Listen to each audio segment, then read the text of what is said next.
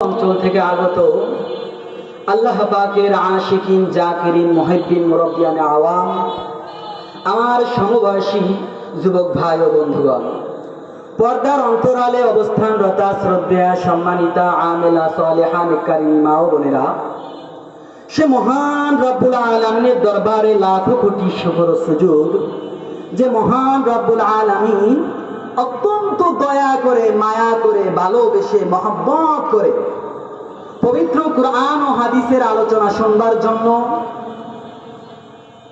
বেহেশতের বাগান, জান্নাতের বাগান, উলামা ইকরামের মজলিস, আশিকিন জাকিরিনদের মজলিসে দুনিয়ার সমস্ত ঝামেলাকে উপেক্ষা করে 10 মায়ের 10 সন্তানকে একই জায়গায় জুড়ে মিলে বসার তৌফিক দান করলেন। এজন্য রব্বে কারিমের শুকরিয়া আদায় করি, বলি আলহামদুলিল্লাহ। মুসলমান হিসেবে ঈমানের বলে বলিয়ান হয়ে মনোজার করে আল্লাহর মহব্বত নিয়ে জবান খুলে জোরে সরে বলি আলহামদুলিল্লাহ, আলহামদুলিল্লাহ।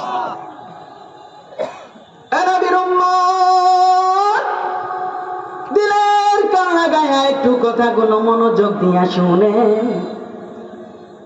বাইরা আমার, একটা কথাও মন গড়া বলবো না, দিলের কানা গায়া শুনেন। হতে পারে কোনো একটা কথার মাধ্যমে, কোনো একটা কথার দ্বারাই আমার আল্লাহ আপনার দিল পরিবর্তন করে দিতে পারে। এজন্য দিলের কান দিয়ে শুনেন। বাইরে আমার, আল্লাহর জমিনে হক হলো 2 প্রকার। কয় প্রকার? কথা বলতে হবে। কয় প্রকার? খালি আপনারা মুখ বুঝে শুনবেন আর বক্তারে দিয়ে কষ্ট করাবে, ও কায়দায় আম পারা যাবে না রে। ও কায়দায় আমরা ওয়াজ শুনতে আসি। ওয়াজ কি করতে আসি? আসলে ওয়াজ মানে জানেন, ওয়াজ মানে কি? ওয়াজ মানে আওয়াজ না, ওয়াজ মানেই হলো উপদেশ। ওয়াজ মানে কি? ওয়াজ শব্দটার অর্থ কি? উপদেশ। উপদেশ গ্রহণ করতে হয়, শুনতে হয় না গ্রহণ করতে হয়? গ্রহণ করতে হয়। এজন্য যারা এসেছেন ওয়াজ গ্রহণ করার নিয়তে বসবেন, আর আমার সাথে মাঝে মাঝে একটু সুবহানাল্লাহ আলহামদুলিল্লাহ বলবেন, একটু ঠিকঠাক বলবেন, তাহলে বোঝা যাবে যে পুরুষদেরকে সামনে নিয়ে ওয়াজ করতেছি। আর যদি মুখ বুইজা থাকেন, কোনো আওয়াজ না দেন, তাহলে মনে হবে সকালবেলা মহিলাদের যেরকম তালিম করছি ওই রকম মহিলাদের তালিম করতেছি। এজন্য ঠিকঠাক আলহামদুলিল্লাহ সুবহানাল্লাহ বলবেন তো ইনশাআল্লাহ। বার আমার, আল্লাহর জমিনে হক কয় প্রকার? 2 প্রকার। এক প্রকার হলো হকুল্লাহ, আল্লাহর হক, আর 2 নম্বর হলো হকুল ইবাদ। হকুল ইবাদ, বান্দার হক। বার আমার, আল্লাহর হক বলতে আমরা বুঝি নামাজ, রোজা, হজ, যাকাত, কালিমা, এগুলো একমাত্র আল্লাহর সাথেই খাস। এই ইবাদতগুলোর মধ্যে কারো কোনো প্রকার অংশীদারিত্ব নাই, কোনো প্রকার অংশীদারিত্ব নাই, একেবারেই আল্লাহর সাথে কাজ। এখন নবীর উম্মত, হকুল্লাহ এ সম্পর্কে কুরআন ও হাদিসের অসংখ্য স্থানে আলোচনা এসেছে। আমার পিছনের উলামা ইকরাম আলোচনা করেছেন, আপনারা শুনেছেন। আল্লাহ যদি হায়াতে বাঁচায় রাখেন, এ আমার পরেও বুজুর্গানে দিন আছেন, হকুল্লাহ নিয়ে আলোচনা করবেন, আপনারা শুনতে পারবেন। কিন্তু আমি আজকে আপনাদের সামনে আলোচনা করব হকুল ইবাদ নিয়ে। হকুল ইবাদ মানে বান্দার হক। হকুল ইবাদ বলতে কি বুঝি আমরা? বান্দার হক বলতে আমরা বুঝি একজন মানুষের উপরে তার ছেলেমেয়ের হক, তার মা বাবার হক, তার স্ত্রীর হক, তার প্রতিবেশীর হক, তার এলাকাবাসীর হক, তার দেশবাসীর হক, গোটা মাখলুকতের উপর, গোটা মাখলুকতের একটা হক একজন মানুষের উপরে আছে। ও ভাই, এই হকুল ইবাদ আমাদের অনেকে আদায় করে না। আমাদের মধ্য থেকে অনেক মানুষ এমন আছে যারা শুধু নামাজ, রোজা, হজ, যাকাত আদায় করিয়া, আওবিন চাষ্ট পড়িয়া, তাহাজ্জুদ নামাজ পড়িয়া মনে করে বড় আল্লাহর ওলি হয়ে গিয়েছি, কিন্তু পরের জায়গা মাইরা খায়। মা বাবার খবর নেয় না রে, মা বাবার খবর নেয় না, ভাই বোনের হক আদায় করে না, প্রতিবেশীর সাথে ভালো ব্যবহার করে না, মা বাবার খবর নেয় না। হজ করে হাজি টাইটেল লাগাইয়া 5 ওয়াক্ত মসজিদে নামাজ পড়ে, অথচ বান্দার কোনো হক আদায় করে না, আর মনে করে বড় আল্লাহর ওলি হয়ে গিয়েছি। না না না,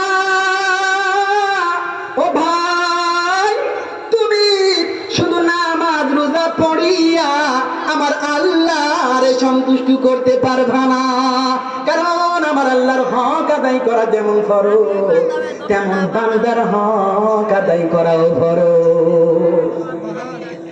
একটা ফরজ আদায় কইরা মনে করবা বড় আল্লাহর ওলি হয়ে গেছি। আমার আল্লাহ বলেন, তোর ওই নামাজ রোজায় আমি খুশি না, তুই তোর মার খবর নিস না, বাবার খবর নিস না, প্রতিবেশী না খাইয়া থাকে তাদের খবর নিস না, 5 ওয়াক্ত মাথা ঠোনাইয়া আমারে তুই সন্তুষ্ট করতে পারবি না।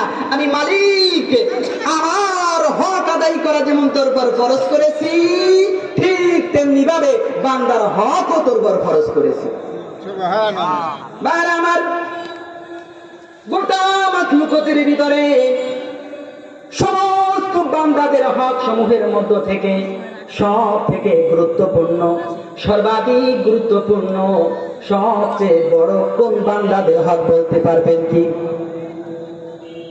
সব থেকে গুরুত্বপূর্ণ আল্লাহর হকের পরেই যাদের হক, আল্লাহর হকের পরেই যাদের হক গুরুত্বপূর্ণ, কাদের হক বলতে পারেন? আমার এক আল্লাহর গোলাম বলে দিয়েছেন চাষ করে, মা বাবার হক, মা বাবার হক হলো গোটা দুনিয়ায় সমস্ত মানুষের হকের মধ্য থেকে গুরুত্বপূর্ণ হক। নবীর উম্মত বলবেন, হুজুর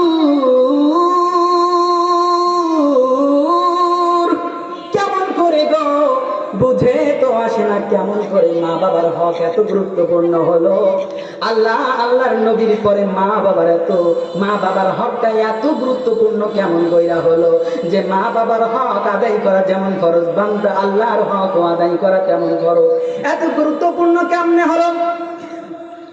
নবীর উম্মত দিলের কাগা শুন, সূরা বাকারার 83 নম্বর আয়াতে রব্বে কারীম বলেন, وَإِذْ أَخَذْنَا مِيثَاقَ بَنِي إِسْرَائِيلَ لَا تَعْبُدُونَ إِلَّا اللَّهَ وَبِالْوَالِدَيْنِ إِحْسَانًا। রব্বে কারীম বলেন,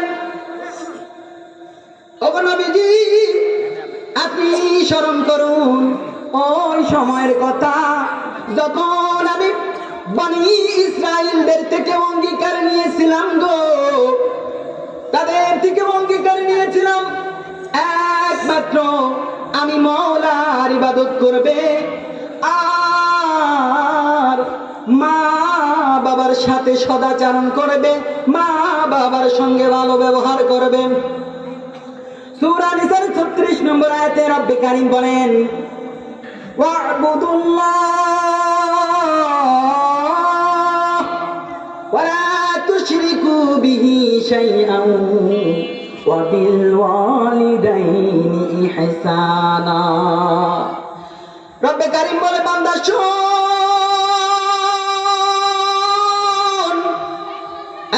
বান্দা তোরা শুধু আমি মওলার ইবাদত করবি, আর আমার সঙ্গে কাউরে শরীক করবি না। আরেকটা কথা শোন, মা বাবার সাথে ভালো ব্যবহার করবি রে, মা বাবার সাথে ভালো ব্যবহার করবি, এটা আমি রব্বে কারীমের নির্দেশ। সূরা আনআমের 151 নম্বর আয়াতে রব্বে কারীম বলেন, قُلْ تَعَالَوْا اتْلُوا مَا حَرَّمَ رَبُّكُمْ عَلَيْكُمْ أَلَّا تُشْرِكُوا بِهِ شَيْئًا وَبِالْوَالِدَيْنِ إِحْسَانًا। ওগো নবীজি,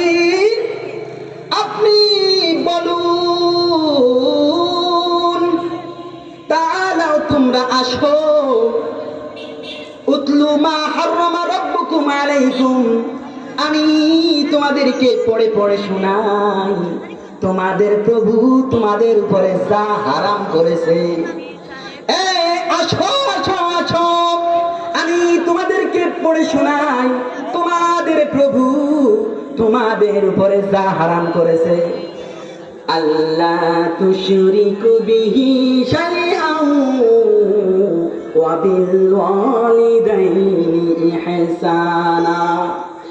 শোনো, তোমাদের প্রভু তোমাদের উপর হারাম করেছে তার সাথে শরীক করা, তোমরা তার সাথে শরীক করবা না।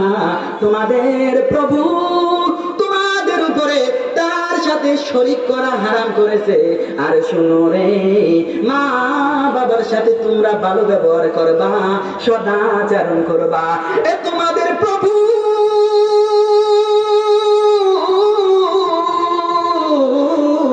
তোমাদের উপরে মা বাবার সাথে খারাপ আচরণ করতে হারাম করেছে, হারাম করেছে, হারাম করেছে। তোমাদের প্রভু হারাম করেছে।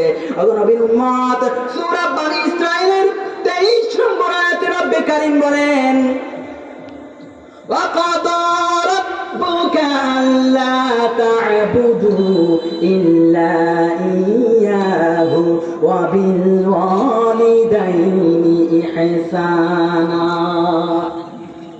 ওগো নবীজি, আপনার প্রভু চূড়ান্ত ফয়সালা দিয়েছেন। এক চূড়ান্ত ফয়সালা, আল্লাহ তুশরিকু বিহি শাইআন লা তা'বুদুনা ইল্লাল্লাহ। আপনার প্রভুর চূড়ান্ত ফয়সালা হলো তোমরা একমাত্র আল্লাহর ইবাদত করবা। আর আপনার প্রভুর চূড়ান্ত ফয়সালা গো, চূড়ান্ত ফয়সালা হলো মা বাবার সঙ্গে ভালো ব্যবহার করবা। এটা তোমাদের প্রভুর চূড়ান্ত ফয়সালা।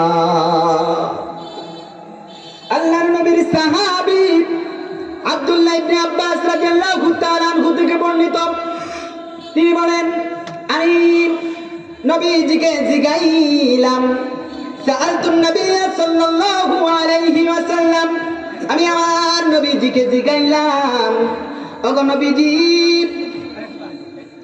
আইয়ুল আমালি আহাব্বুন ইলাল্লাহি আযজা ওয়া জাল্লা। ওগো নবীজি, সমস্ত ইবাদতের মধ্যে, সমস্ত বন্দেগীর মধ্যে সব থেকে প্রিয় ইবাদত আমার